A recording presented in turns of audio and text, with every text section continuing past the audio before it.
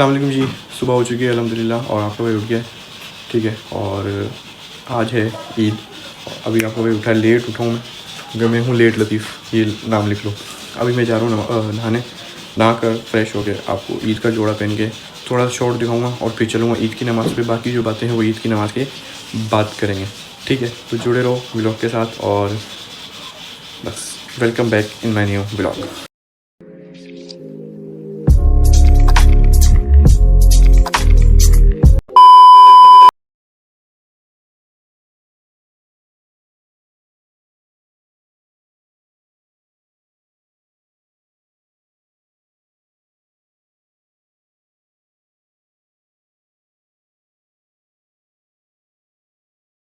वो मुझे याद है हजरत अबूज़र फरमाते ओ बिलाल, तूने भी नमाज पढ़ ली, मैंने भी नमाज पढ़ ली, अब पेट का तौबा करते हैं।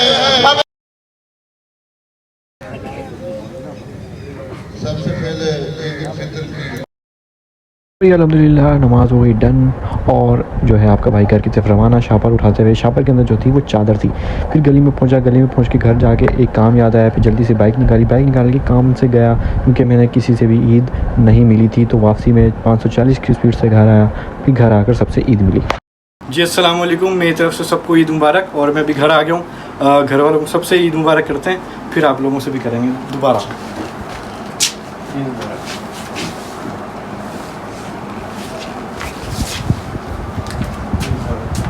पप्पा से ईद मुबारक कर लें।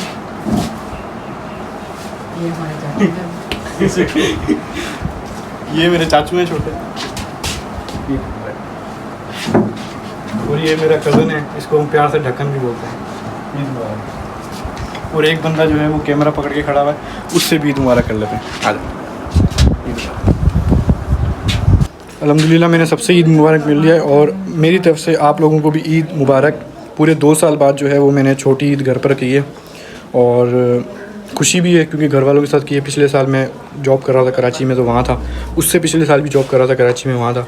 सो इस साल जो है छोटी ईद मैंने घर पर की। पिछले साल बड़ी ईद यहाँ की थी, और छोटी ईद जो है 2 साल बाद मैंने घर पर की है। भाई हम जा रहे हैं फुप्पो वालों के, और वहाँ मैं आप लोगों को नहीं दिखा सकता, वो फैमिली गैदरिंग होगी। तो मैं सबसे एंड में मिलूँगा जब मैं फ्री हो जाऊँ। तो भाई मेरी बाइक में फ्यूल ख़त्म हो गया था, तो हमें जाना था कब्रिस्तान भी और रिश्तेदारों के घर भी। तो मैं जल्दी जाके 540 की स्पीड से फ्यूल डलवा कर आया, और उसके बाद हम सब रिश्तेदारों के घर होकर फिर हम गए कब्रिस्तान की तरफ। कब्रिस्तान गए, कब्रिस्तान में जाके दुआ वगैरह मांग के दोबारा घर की तरफ आ गए, क्योंकि गर्मी बहुत ज़्यादा टाइट हो रही थी।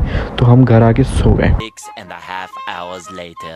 जी तो अस्सलामु अलैकुम अगेन से आपका भाई जो है वो रेडी हो गया है, और अब जो है वो बाहर चलते हैं। मगरिब का टाइम हो गया, तकरीबन 6:30 हो रहे हैं, बहुत ज़्यादा लेट हो गया मैं।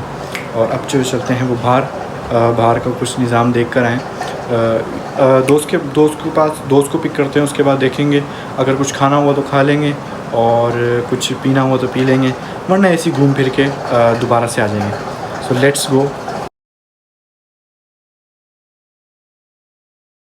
सो भाई घर में आ गए थे मेहमान, और मैं जो हूँ अभी आया हूँ बाहर।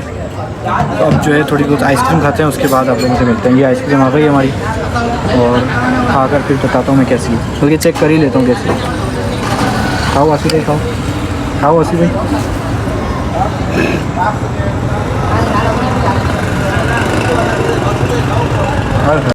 मज़ेदार।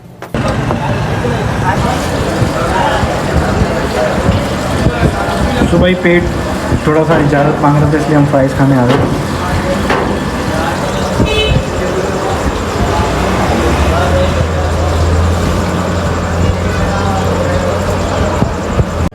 मज़ेदार।